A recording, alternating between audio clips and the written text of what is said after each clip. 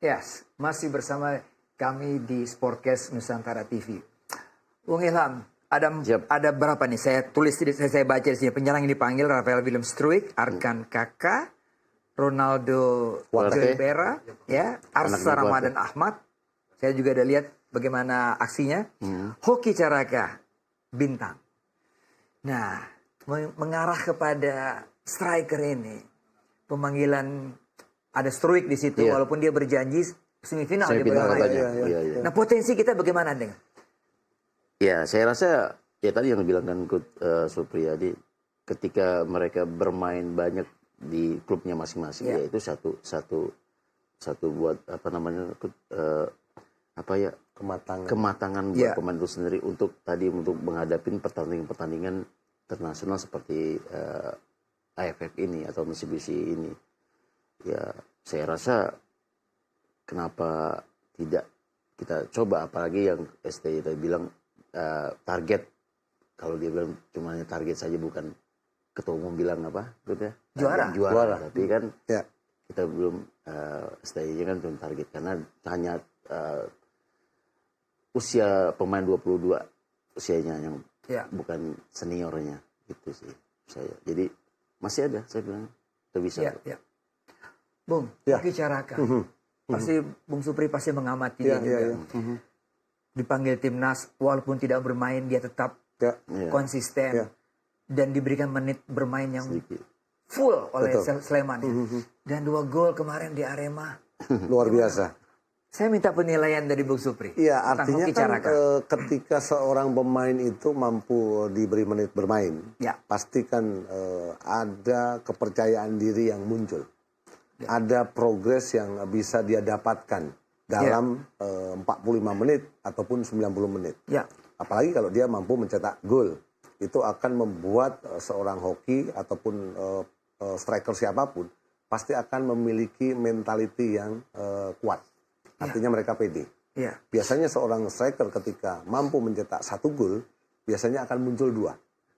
Kemudian muncul 3. Tapi ketika deadlock, itu yang berbahaya. Tapi seorang hoki hari ini progresnya luar biasa. Cuman ada satu catatan kecil aja. Apa itu? Usia muda, bertenaga, kontrol emosi yang harus diperbaiki. Walaupun kalau kita mengingat, yang Anda lihat seperti apa Hoki terkait dengan emosi? Iya, kadang-kadang dia membuat satu foul, satu pelanggaran yang berdampak gawangnya terancam. Malah berakibat gawangnya bisa mendapatkan kebobolan. Satu. Yang kedua, dia mencoba untuk apa? Untuk meningkatkan level permainan dia dengan motivasi yang tinggi, tapi terlalu over, terlalu berlebihan. Itulah pentingnya seorang pemain muda mendapatkan menit bermain. Disitulah dia harus bisa mengontrol emosi, mampu untuk bisa bermain lebih dewasa. Yang dampaknya ketika dia dalam perform yang terbaik, pasti dia akan selalu mendapatkan tempat di posisi tim nasional. Dan sekarang di AFF dia mendapatkan tempat untuk bisa membuktikan bahwa walaupun muda, dia juga bisa berbicara. 2 gol ke gawang Arema, Anda lihat? Gol pertama dan gol keduanya. Gol pertamanya shooting yang keras dari sudut yang sempit, tidak tegak lurus dengan gawang. Gol kedua tandukan tipis yang mengarah kepada ujung. Nah, saya mau tanya, feeling seperti begitu Hoki ini muncul memang karena naluri atau memang dia selama ini melatih dirinya untuk melakukan hal itu? Yang pertama ya, striker itu harus punya naluri yang pertama. Yang kedua baru kita latihan biasanya. Jadi saya lihat ya untuk seorang Hoki Caraka ini, nalurinya gol memang sudah ada. Tinggal tadi yang saya bilang ini, ketika emosi tadi Coach Supri bilang meledak tapi tidak terkontrol, ya akan terjadi seperti ya tadi oper. Tapi kalau dia sudah bisa menahan emosinya, mengkontrol, itu akan lebih mudah lagi mengambil posisinya di mana. Dia akan tahu. Apalagi ya saya pribadi dulu pernah ngelatih Coach. Saya nggak pernah latihan, nggak pernah syuting. Saya latihan di area kotak penalti. 16 Jangan keluar dari area penalti. box penalti. Itu. Setelah latihan selesai, 1 jam saya latihan di situ, paling lama. Apa yang dilatih? Feeling goal, ambil teman, kontrol, scoring. Selalu dari kotak penalti. Dari kotak penalti itu ambil. Karena terjadinya gol hampir 90% itu di daerah situ. Apalagi kita seorang striker. Ya. Jadi saya salah satunya, ya itu saya. 1 jam saya latihan di situ. Di area kotak penalti. Heading, shooting, bola cutback, dribbling. Semuanya saya lakukan. Ketika bermain, pasti akan ada. Pasti akan ada. Kiper 1 lawan 1 berhadapan, kita lewatin ya. Seperti itu. Ya artinya betapa pentingnya ketika kita berbicara seorang striker adalah insting, naluri untuk mencetak gol. Itu. Ya. Tapi ketika tidak diasah, tidak dilatih, Ya. naluri insting itu akan tumpul. Ya. Saya masih ingat apa yang disampaikan oleh seorang Bambang Pamungkas. Ya. Seorang striker tuh harus memiliki 3. 1, selain naluri tadi, 1, dia harus memiliki timing yang tepat. Positioning, kemudian scoring. 3 aspek penting yang harus dimiliki oleh seorang striker. Dan dia sudah menjawab. Di kompetisi Malaysia dia top skor, kemudian di Liga Indonesia juga top skor. Di timnas pun juga dia juga menjadi salah seorang striker yang memang bisa dikatakan subur.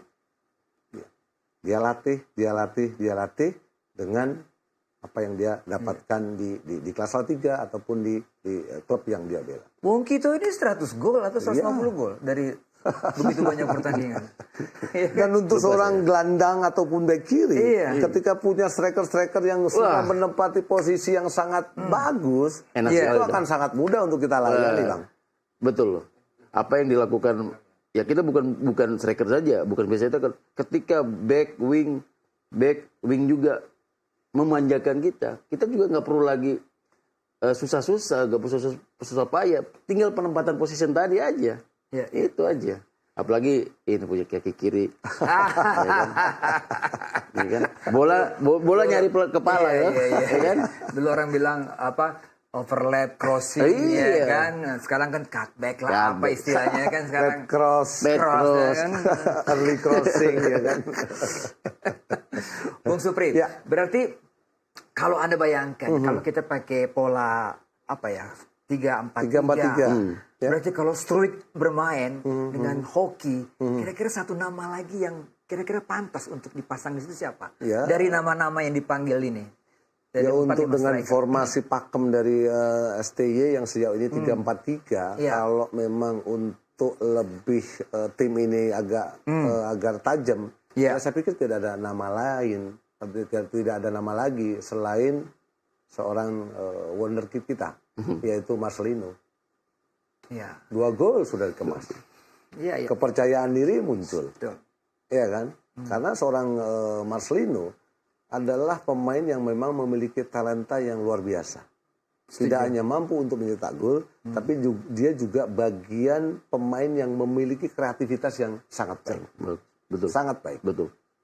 Makanya sangat disayangkan ketika tim nasional di round 3 ataupun di AFF nanti seolah-olah tidak membutuhkan Marcelino. Itu sangat disayangkan.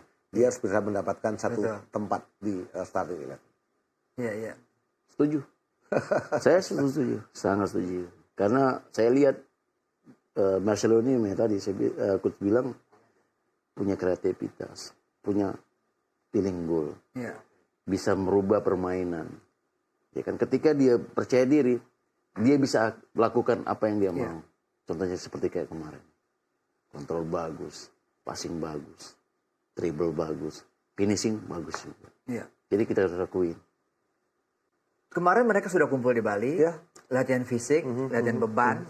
Nah, mungkin pertanyaannya kepada Anda, mantan pemain, dihajar dulu latihan fisik nih. sama ST, bahkan beban semua. Kalau sedikit boleh flashback Kang, Iya. di era kami dengan sepak bola sekarang berbedanya sangat jauh. Di era, Bedanya seperti bumi dan langit gitu. ya, di era kami kan persiapannya ATC-nya jangka panjang. TC. Yes. Tapi dengan sekarang transformasi kemudian perkembangan sepak bola yang luar biasa, mereka persiapan nggak lebih dari 2 pekan. Ya. Karena mereka sudah dibangun dalam sebuah kompetisi dengan intensitas, dengan persaingan yang luar biasa. Kemudian mereka diharapkan ketika mereka itu berkompetisi, Ya. itu menjadi etalase, menjadi tempat buat jualan mereka untuk bisa berada di 33 di skuad Oke. AFF. Bung Supri, Ilham, kita break lagi nih. Siap. Karena setelah ini coba kita gali lagi kekuatan lini tengah kita dan lini belakang. Hari orang lini belakang yang kita ngomongnya setelah pariwara berikut ini.